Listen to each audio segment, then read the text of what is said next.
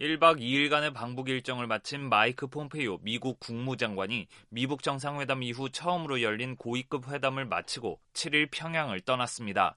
폼페이오 장관은 이번 회담을 통해 북한의 비핵화 시간표를 설정하는데 진전을 거뒀다고 밝혔습니다.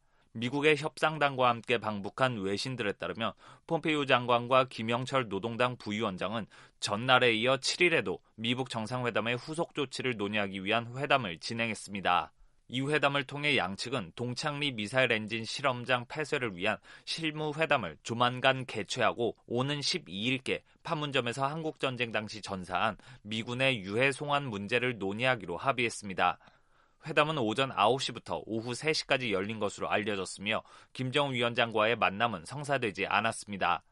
다만 미국 국무부는 폼페이오 장관이 도널드 트럼프 대통령의 친서를 김정은 위원장에게 전달했다고 밝혔습니다. 특히 폼페이오 장관은 평양을 출국하기에 앞서 외신 기자들과 만난 자리에서 비핵화 시간표를 논의하는 데 많은 시간을 할애했다고 말했습니다. 특히 북한과의 협상이 생산적이었다고 밝히면서 논의의 모든 요소에서 진전을 이뤘다고 생각한다고 말했습니다. 폼페이오 장관의 수행 인원 중 한 명인 헤더 나워트 미 국무부 대변인도 기자들과 만난 자리에서 북한의 비핵화와 안전보장, 미군의 유해 송환이라는 세 가지 목표에 대해 미국 정부의 입장은 매우 확고하다고 강조했습니다. 나워트 대변인은 북한 비핵화에 대한 미국의 기대와 정책은 변하지 않았다며 그동안 목표를 달성하는 데 진전이 있어왔다고 밝혔습니다. 앞서 폼페이오 장관은 이날 고위급 회담의 모두 발언을 통해 북한의 완전한 비핵화를 위한 구체적인 실행 계획을 도출해야 한다는 점을 강조했습니다. 폼페이오 장관은 이번 회담은 미북 정상회담 이후 처음 열리는 고위급 회담이기 때문에 매우 중요하다며 미북이 완전한 비핵화를 위해 하는 일은 더 밝은 북한을 위해 그리고 양측의 정상이 요구한 성공을 위해 극히 중대하다고 강조했습니다.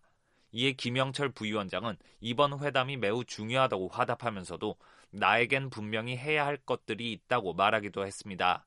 이에 폼페이오 장관도 나 역시 분명히 해야 할 것들이 있다고 답했습니다. 폼페이오 장관과 김영철 부위원장 모두 분명히 해야 할 것에 대해 구체적인 설명은 하지 않았습니다.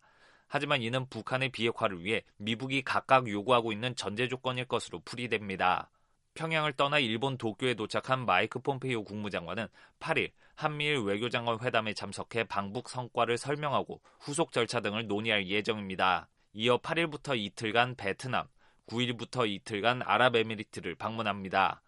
또한 10일부터 12일까지는 도널드 트럼프 대통령을 수행해 벨기에 브뤼셀에서 열리는 북대서양 조약기구 정상회의에 참석할 예정입니다. 서울에서 RFA 자유아시아 방송 목용재입니다.